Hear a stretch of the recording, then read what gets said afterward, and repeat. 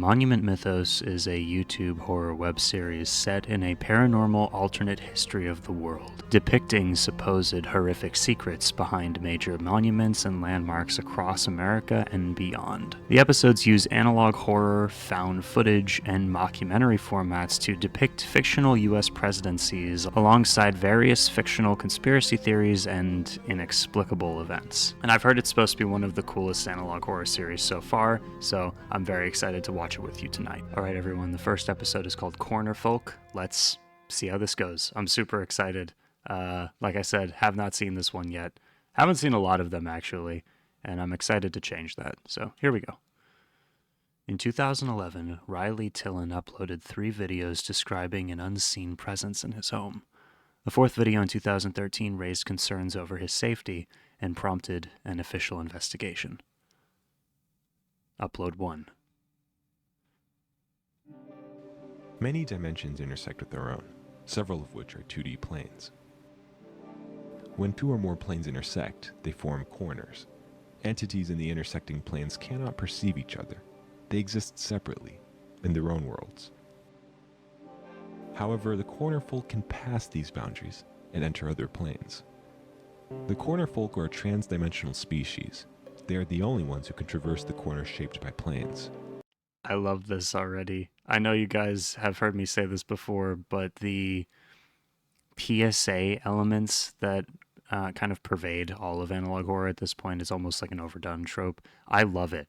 I can't get enough of it, with the like chill lo-fi kind of almost Weather Channel sounding music in the background and the pretty shapes and colors on a blue background. It's very easy on the eyes, and it's very, I don't know, the aesthetic is very captivating for me. Coincidentally, I believe that the corners of my own home align with several planes. Uh-oh. And I've seen the Cornerfolk in action, crossing the corners from one reality to another.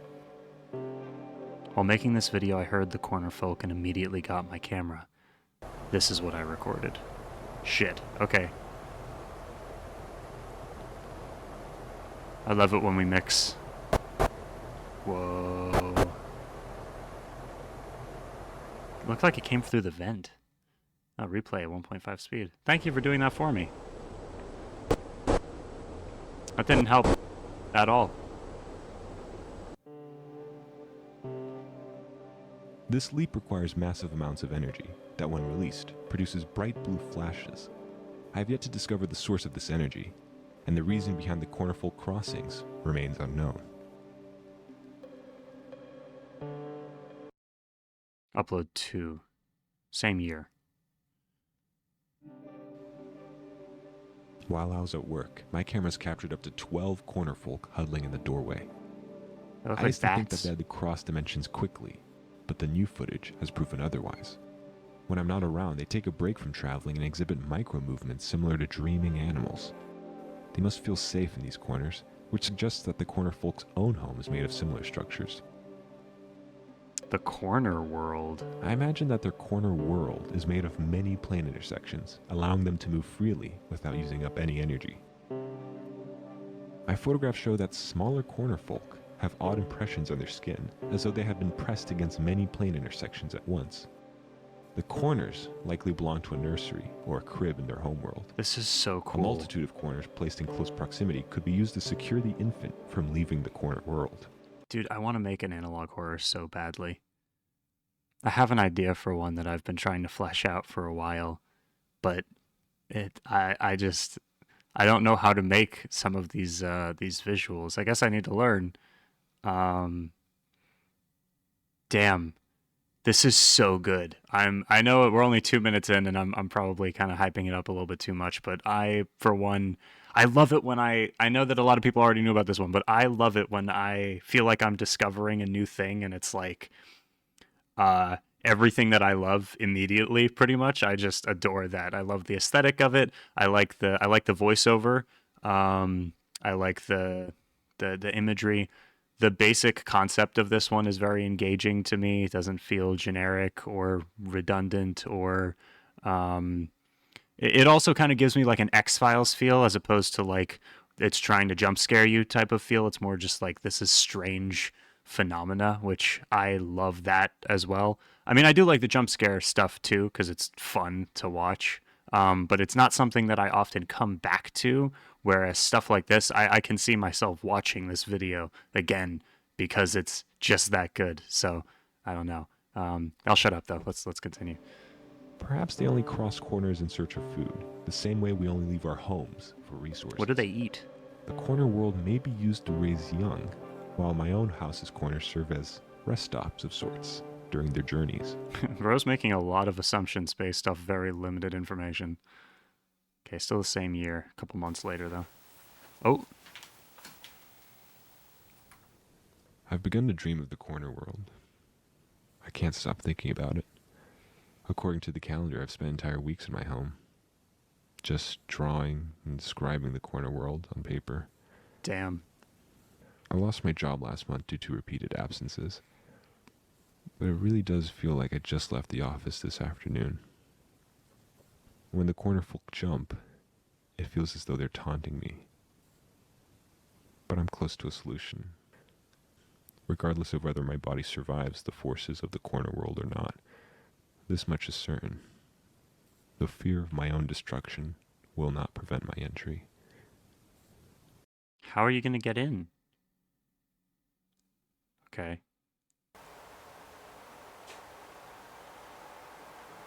He just starts climbing into his vents and, like, just digging around, tearing the walls down, trying to find a way in.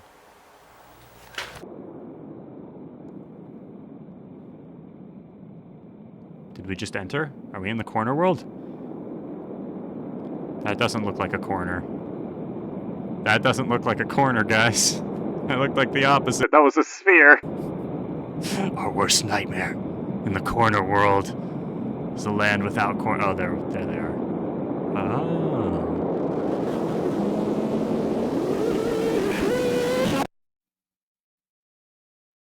Following his last upload, viewers requested a wellness check on Riley Tillon. Local authorities found him asleep in one corner of his room. That was really cool. The, like, kind of arcane geometry almost that the corners were creating like a sphere. I love that. Very Lovecraftian. Okay, so he's asleep in a corner. A closer examination revealed that his internal organs had been folded along various axes, warranting immediate medical attention. During his recovery, he avidly made origami despite claiming to have never been taught how to do so. As of 2020, he remains in the care of his friends. Oh, damn. That sucks. Okay.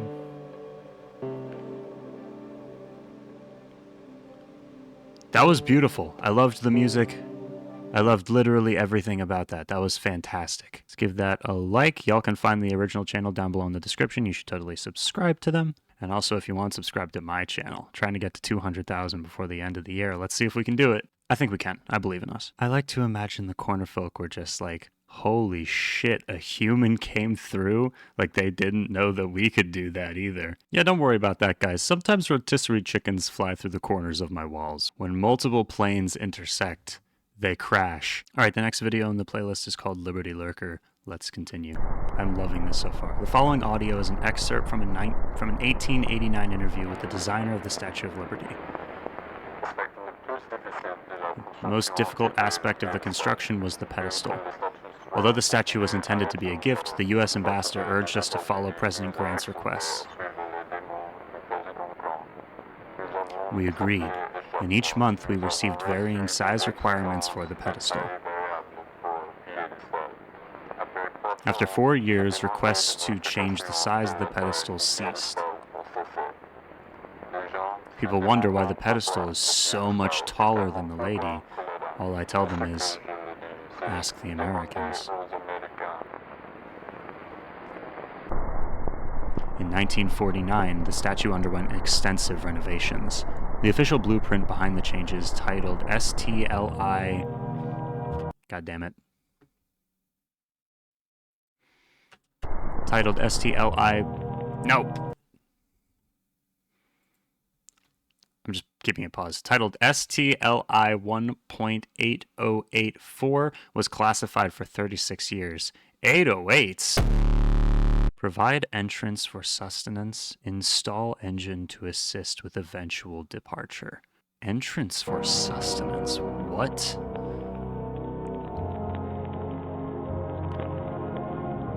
Engine. Provide the engine with food. Axle. Wheels. The music is so perfect. Those stairs, yep. Some cool blueprints. A drain. Waste storage. During the summer of 1954, thousands of immigrants described a foul odor while passing through Ellis Island.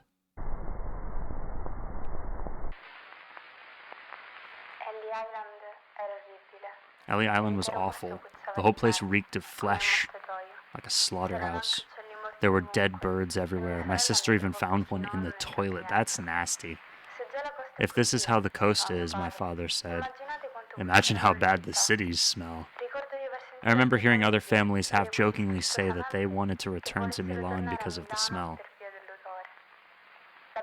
My family had sprayed perfume and burned candles to keep the stench away, but it would only work for an hour or so until the air became unbearable again. That is horrible. The evenings were so hot, I stayed mostly awake, even though the rest of my family slept soundly. I remember looking out the window each night and seeing lines of people being led to the Liberty statue by officials. After they would go into the pedestal, the officials would leave, and nothing else would happen. The following morning would smell so much worse, though. Like a slaughterhouse. So they're feeding something, obviously. They're feeding the people to something. The Ellis Island Immigration Station closed the following November.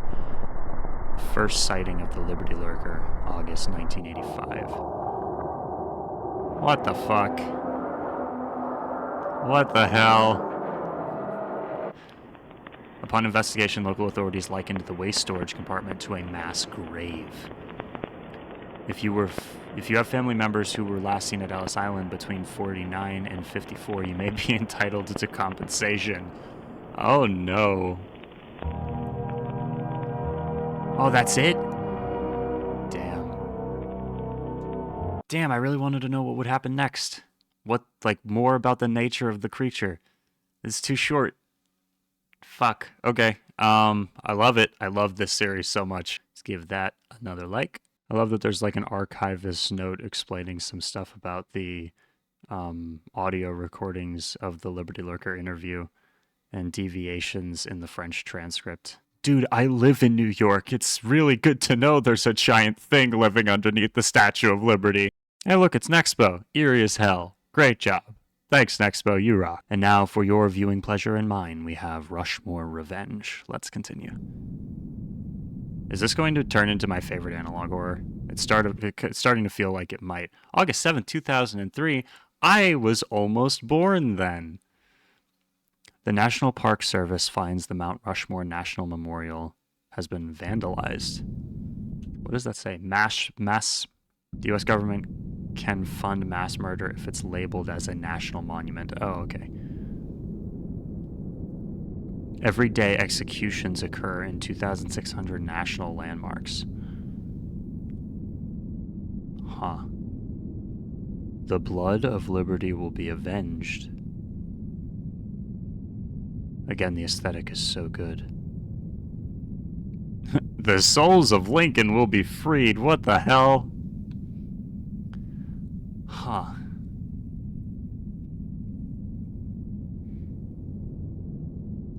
August 14th, 2003, more messages are found on Mount Rushmore. Does that say infection? I will introduce infection next week, Monday through Sunday. Watch the symptoms. Who is introducing infection? Now it's 18th. Due to security concerns, the National Park Service assigns patrols for the next 7 nights. The patrols are told to videotape all anomalies. Okay, Monday. Oh no. Oh no. Is it gonna like turn and look at us? Or something?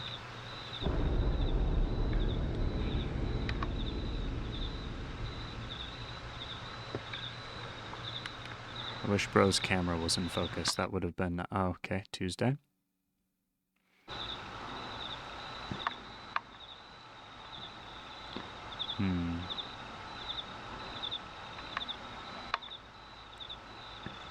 Is something there? I see something.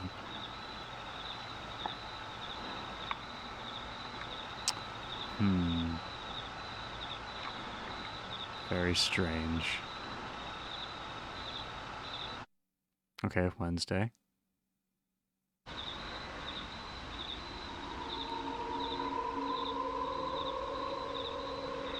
Uh-oh.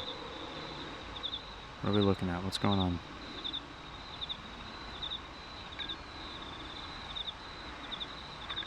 What the hell? Is there another one? Wait, what? What was that? What was happening there?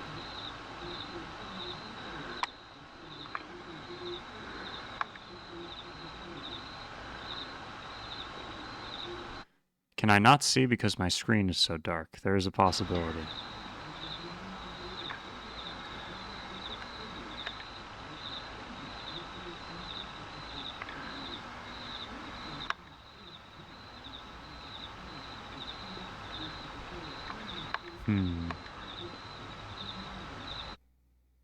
Saturday.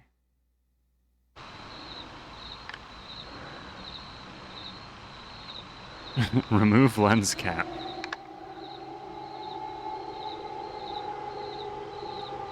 Bro forgot to remove the lens cap. The one day we hear something.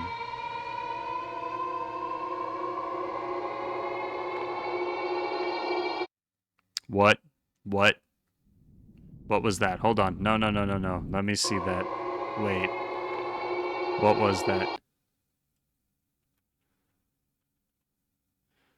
What's growing out of them? They look totally distorted, but it also looks like something's coming out of the top. Okay.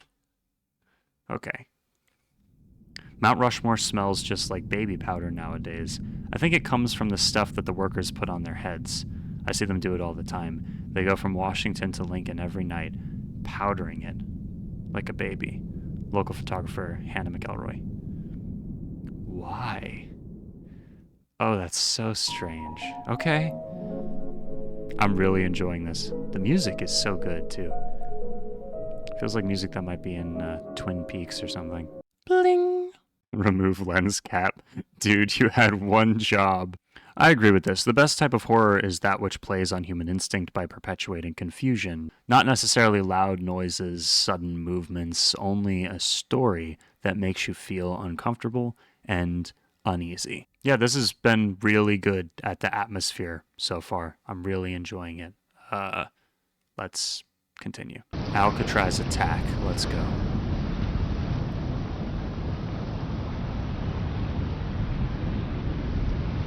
What an infamous place.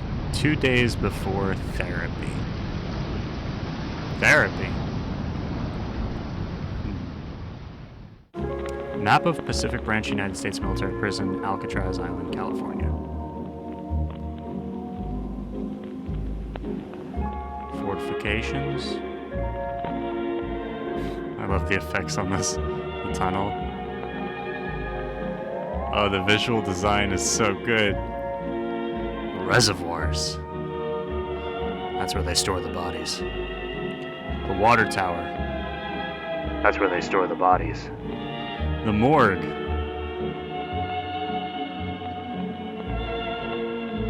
Stockade. Detector shed. And there's the main prison. Ruins? What the fuck?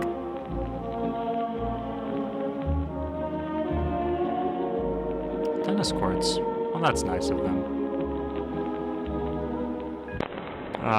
What was that last one that we cut away from? out of curiosity? One day before the therapy, okay.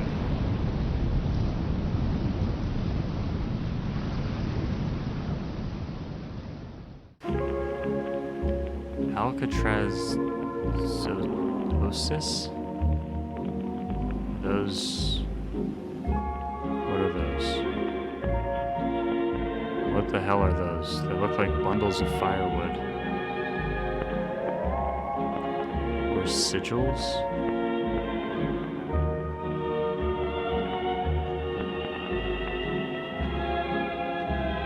What the hell is going on? The ghosts, maybe, or something? Is today the day we're going to go to therapy? Oh, radiation therapy. Oh, not the type of therapy I was thinking. Oh, that's horrible. Damn. Imagine going in for therapy and getting a bomb dropped on you. 1955. 60. Are we watching the mutations of something?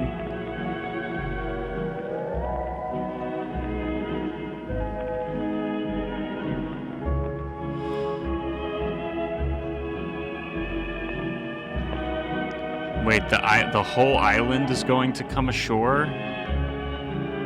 And do what? 2025. I just realized that's supposed to be the whole island. So they're mutating the island. Oh, Alcatraz attacks. It's going to attack us. Like, yeah, that's funny. Okay, one day after therapy.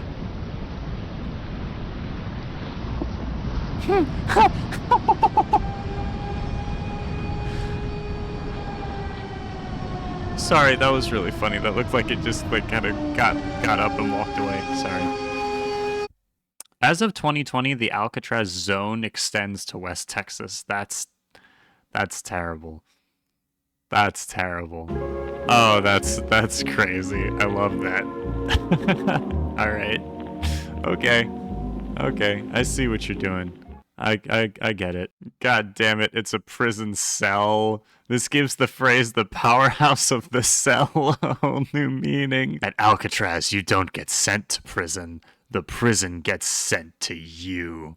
Man, don't you love it when you're minding your business and then over the years Alcatraz prison pulls up on the coast and decimates the entire city? Okay, so I know that I did just read multiple comments that made it kind of more humorous, but my initial reaction to that was also laughter. So I am going to just point out that the one thing that this analog horror series is doing that I don't think I've seen any other series do so far is have like another element other than the scary thing, because that was genuinely hilarious and like kind of, I don't know, campy a little bit and just over the top and silly and fun.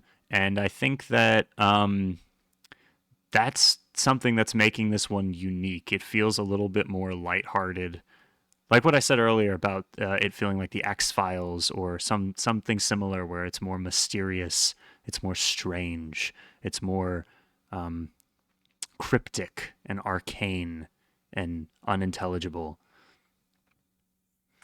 as opposed to being like full of jump scares, or, you know, it feels like Lovecraftian, almost. Well, not Lovecraftian, but that was the type of thing that made me like Lovecraft over other horror, was kind of the like slow burn, mysterious stuff, kind of leaving things open to interpretation, only slightly hinting at way worse stuff going on. It's really well done. This is really well done. I'm really enjoying this. And this is our last video for the night. It's called Dean Democracy. Thank you for joining me.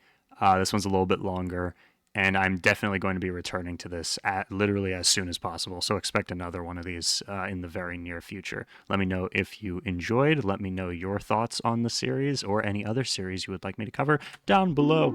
And yeah, Dean Democracy. Did the Dean look back at America's 37th president? I guess this is probably the... During a program of ABC Evening News, anchor Peter Jennings told viewers to look forward to next week for a special broadcast of national significance. I guess this is part of that alternate history thing where we have like presidents that weren't presidents and stuff like that.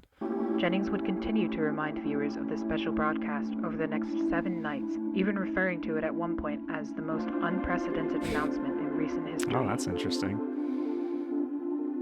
A week after its first mention, Jennings reminded viewers of the special broadcast one last time, asking them to pay attention later that night for an exclusive look at the greatest gift to the American people. Due to the anticipation built over the week, over 60 million Americans tuned into ABC, waiting for the evening news to end and for the special broadcast to begin. There were countless theories as to what would occur, from the announcement of alien life to the declaration of an all-out nuclear war. Speculation was brewing intensely. Once the evening news program ended, a black screen with a 10-second countdown commenced with the title Dean Democracy. Some viewers, so terrified of the threat of nuclear war, reportedly experienced nervous breakdowns and ran down the street, declaring that Dean Democracy was the code name for an all-out nuclear holocaust. Yet once the countdown ended, all fears were soon replaced with tears of joy and an excitement not seen since the end of World War II.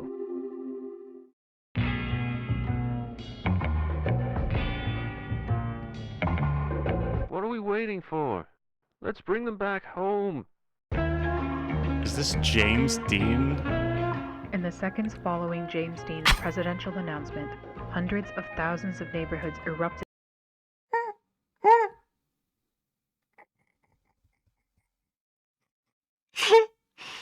Holy shit, dude. What the fuck? Holy Jesus. Oh boy. Okay. All right. James into Dean. celebration. Alternate reality where James Dean became president. That's Although hilarious. other candidates had promised to end the Vietnam War, none had so accurately expressed the same anger that they had felt. That is Which amazing. Dean had perfectly conveyed in a 15-second broadcast. Due to popular demand, the ABC Evening News was canceled the next night, replaced by a 30-minute loop of James Dean's presidential announcement. 15-second The broadcast announcement. was watched again by over 38 million Americans, and the parties continued for the rest of the week. Parties. That is so funny. Holy moly. Due to repeated assassination attempts on Robert Kennedy, the Democratic Party presidential debates were canceled for the 1968 election season. However, this proved to be no issue for Dean, as polls indicated that he was in the lead for the entirety of 1967 and 1968, despite having had fewer public appearances and rallies than any other candidate. The strength of his campaign relied on the powerful advertisements he directed that would air every Friday evening on ABC. The series of programs would be considered by many as another weekly TV series, and went on to become the highest-rated TV show on television after the conclusion of Star Trek in 1967. Wow. I'm saying wow, Although like a this is presidential real. debate was eventually scheduled 2 weeks before the That's how election, you know it's immersive. James Dean instead invited opponent Richard Nixon to a track to race cars on the same night. Although reluctant at first, Nixon eventually agreed and went to spend the entire day with They Dean, went to go race reportedly even telling cars. the actor, "To hell with it, I'm voting for you. You're already a better president than I'll ever be." This statement, although only a rumor, would spread like wildfire in tabloids and permanently curbed Nixon's chance for victory. This is the funniest thing I've ever seen. This is beautiful. On the morning of November 1st, 1968, 4 days before Election Day, anti-Dean groups hijacked radio channels Oh, and no. told civilians they were fed up with James Dean Not and that anti-Dean television groups. was ruining American youth. After the broadcast, the groups went on to cut hundreds of power lines in the southeast, effectively preventing any of Dean's presidential ads from reaching any household below Tennessee. Dean quickly heard of the incident, and despite the risk of an assassination, Came out in flew public? down to the south and quickly went to work with local electricians to repair the broken power lines. James Dean would be met with a supportive crowd, primarily younger voters who were eager to see a younger face back in the White House. Elderly white conservatives, often the parents of the younger supporters, remained in their houses and occasionally peered through their window blinds to catch a glimpse of the handsome candidate. Although it wasn't known to Dean at the time, hate groups in the South had perpetuated the idea that he was Satan in disguise, and cited his good looks and his love for jazz as being clear signs of the devil. That's so cool, having good looks being associated with the devil. That's fantastic.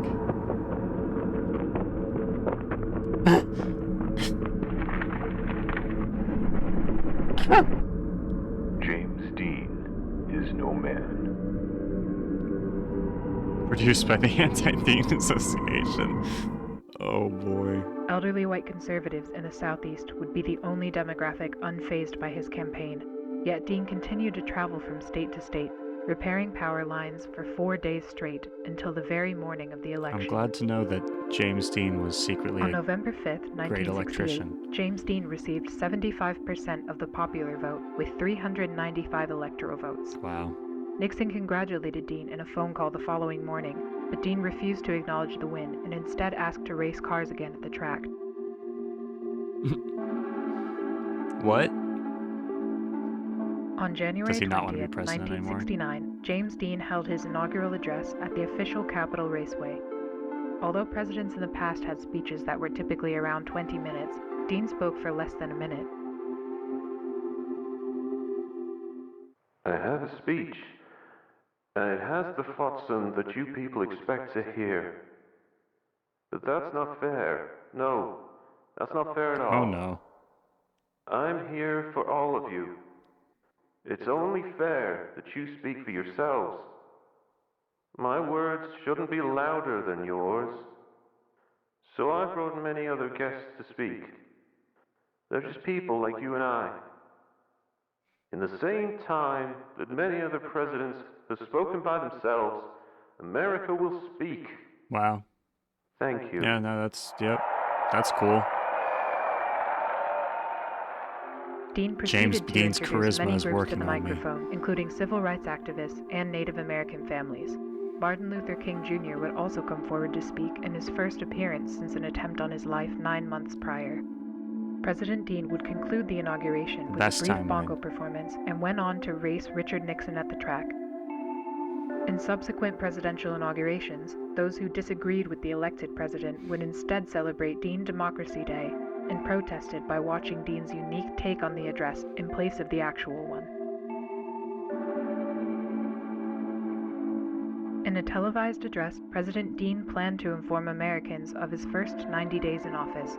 However, 6 seconds into the broadcast, the audio cut out and remained absent for the remainder of the speech. Although anti-Dean groups claimed responsibility and took pride in the sabotage, many civilians claimed that it benefited the president. The silent broadcast highlighted President Dean's sincere facial expressions and lively disposition, as opposed to the stern and stiff personalities of prior administrations. Viewers were proud to see a man in his prime at the most important position in the country. Ironically, President This is so Dean's popularity captivating. grew I haven't after said the technical anything difficulty, for a while. Sorry and film about that. director Stanley Kubrick went on to call the broadcast the greatest silent film ever made. And that was right. That was right before he directed the moon landing. Dean Democracy, a look back at America's 37th president. This is amazing. Oh, that's the end. Damn. Okay. That was amazing. Well, thank you so much for joining me. I hope you're having a great evening. I will see you in the next video. You might have noticed I've been uploading more frequently. I intend to keep doing that as often as I possibly can. So, if you're interested, please keep watching. Your support means the world to me. And I'm excited to see where we can take this channel. And before I go, huge welcome to the new people who have joined me on Patreon since recently. Thank you so much. Really means the world. And I am proud to say that now Patreon is covering the cost of one video per month that is edited by an editor. So, which is around $200. So thank you so much. I really appreciate you guys. Thank you, JK, Kyojin, Gerarco, Kira, AJ, Dark Beast, Blackest Bio, Coyote, Cuba, Bat Noise, Phoenix, Hadley, Bees, Joy, Amelia, Boris, Panflute, Thomas, Audrey, Justin, Lou, Ray, ZK, Tom, Dave, Elkie, Stardrop, Nude, George, Joseph, and Mr. Fox. We are Legion. See you in the next video.